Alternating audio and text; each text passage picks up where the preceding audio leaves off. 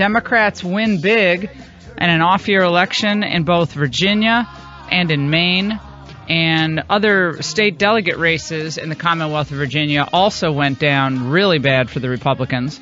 But nevertheless, the 4 congressional seats that were up retained by Republicans, and I don't blame the Democrats. And I actually, you got to give it to the Democrats. They've had pretty much nothing but bad news since a year ago today.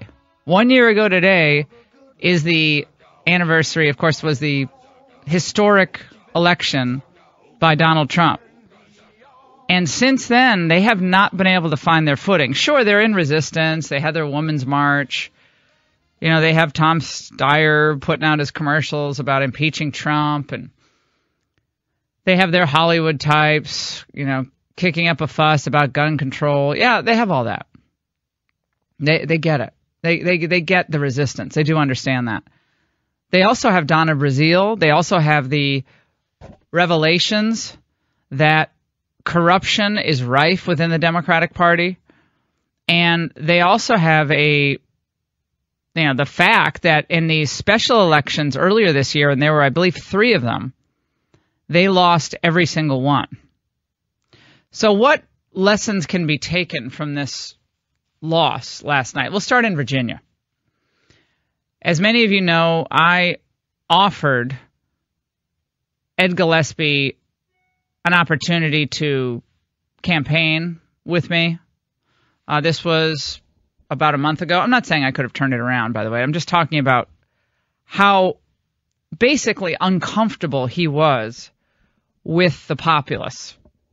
He tolerated them, but never embraced them. And I know people say, well, in the last couple of weeks, he was better, and Trump put out a robocall for him last night. I mean, what is a robocall going to do for you in the last 24 hours? Not that much, really. I mean, most people don't even answer the phones anymore. So he never embraced what Trump ran on and stayed firm in his views that establishment Republican politics were the way to go.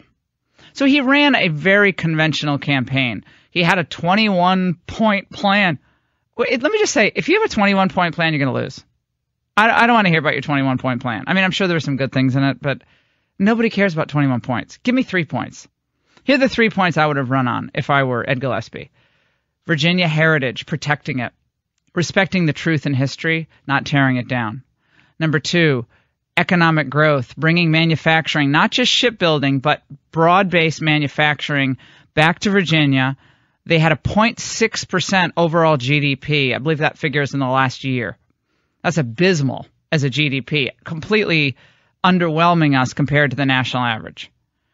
So protecting our history, bringing back heavy manufacturing into the state. And thirdly, law and order.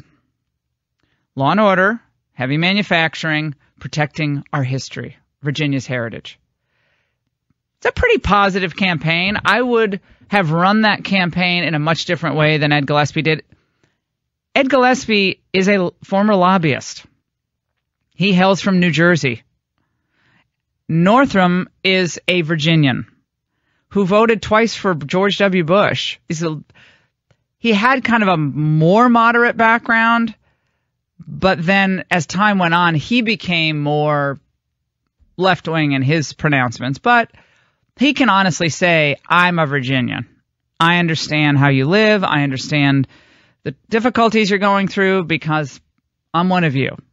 Ed Gillespie is part of the Washington machine, has been for a long time. We all know he worked as chairman of the RNC during the Bush years and very close with the Bushes, worked in the Bush administration, HW, I believe, if my memory serves me correct. But he's, without a doubt, he's like one of the closest political operatives to the Bushes. The only political force who campaigned with him in Virginia, the real force, was George W. Bush. So if you're going to argue that Donald Trump lost it for Gillespie, I'd say you could make an argument that Bush lost it for Gillespie. Bushism lost it for Gillespie. At the same time, I would say the following about what we can learn from this. The politics of anger have kind of run its course. The Republicans have gotten pretty far on appealing to the angry electorate. The electorate is ticked off. They want results. They want things done. They want them done yesterday. Now it's time to get the voters really happy. We need happy voters. When we go into 2018, if we have unhappy voters, Republicans are going to get their clocks cleaned. It's time to have happy voters. That means you have to campaign where Republicans sometimes traditionally don't do all that well. And you have to do so with candidates who are authentic. Whatever you say about Ed Gillespie, he's an establishment guy, and he could never really carry it off as someone who is sympathetic even to the populace. I mean, he gave it his best. It's the old college try. He tried. But the way he was playing it, it was dipping just a toe into the Trump pond. It's not going to work. At the same time, the Republicans on Capitol Hill, the president himself, they have to start delivering for the American people. Take the temperature down. Everything doesn't have to be said or done in anger. It doesn't help that we have mass immigration into the Commonwealth of Virginia. I just had my Marco Rubio moment. I'm very thirsty. Hold on one second. That's when someone else talks usually for me.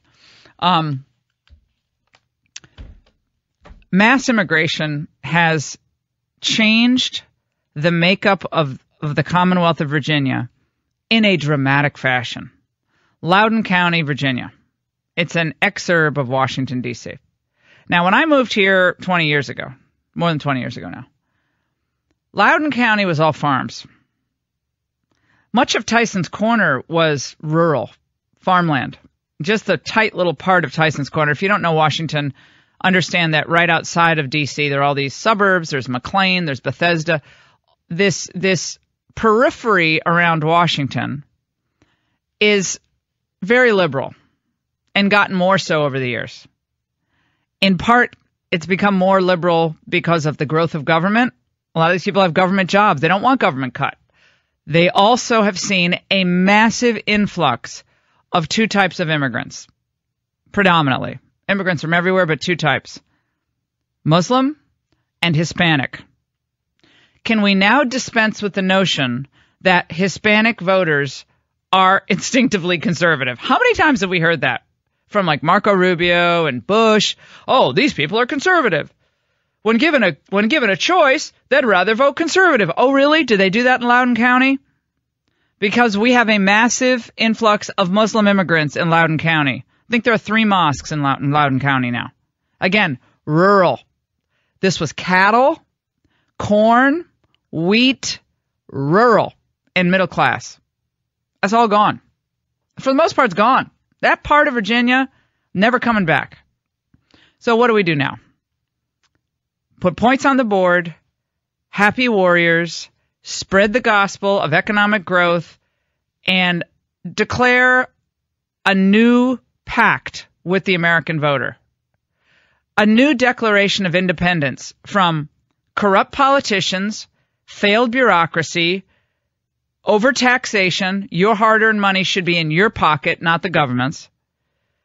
The tyranny of the experts and the consultancy class that has consulted their way to the top as real solutions are usually had on the local level. Make this argument across the board and be really positive about it. I mean, the resistance has to have solutions too. At some point, they do have to offer some solutions.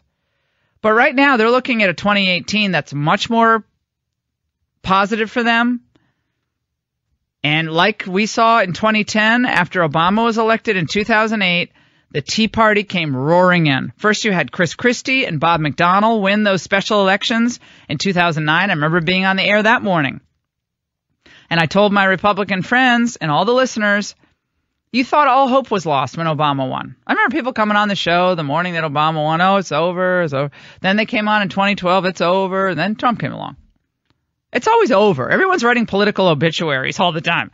They're going to write Trump's. Until Trump is out of office, they're going to keep writing his political obituary. But it's up to him and the leadership on Capitol Hill. That's Paul Ryan, who I actually think has gotten better, and Mitch McConnell, to start doing what they were campaigning on and not play around. Don't play around these games, or you're going to raise taxes on people to go up to 46%, and then married couples in this $400,000 window are actually going to pay 42% or whatever the heck it was.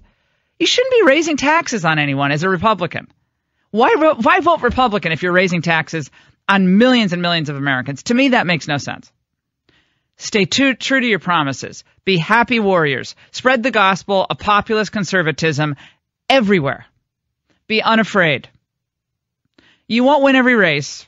Immigration is continuing to hurt you, and it will. That means you're going to have to go into these minority communities, and you're going to have to try to convince people one at a time. Look, you wanted open borders. You wanted mass immigration. We tried to tell you it's not going to work out well for conservatism. A lot of you listen to the Bushes or Rubio or McCain or Jeff Flake or the Chamber of Commerce, and you love getting the cheap labor and your nannies and your yardskeeper and your landscaper and your bricklayer. Oh, we get all this cheap labor. Well, guess what? You also have a completely changed electorate in key districts and key states across this country. We tried to warn you. It was only Trump who came in and said, I see the writing on the wall here. We need more people like that. McConnell and Ryan, the RNC, you better be looking in the mirror today. And Donald Trump as well. It's not enough to just send a tweet out and say Ed Gillespie didn't embrace Trump. Yeah, well, he didn't embrace Trumpism. That's true. But I think there's probably a lot more than all Republicans could have done in this race. Ed Gillespie, I don't think, is a particularly strong candidate. Never did. He lost when he ran for Senate by 17,000 votes. He lost a lot more this time.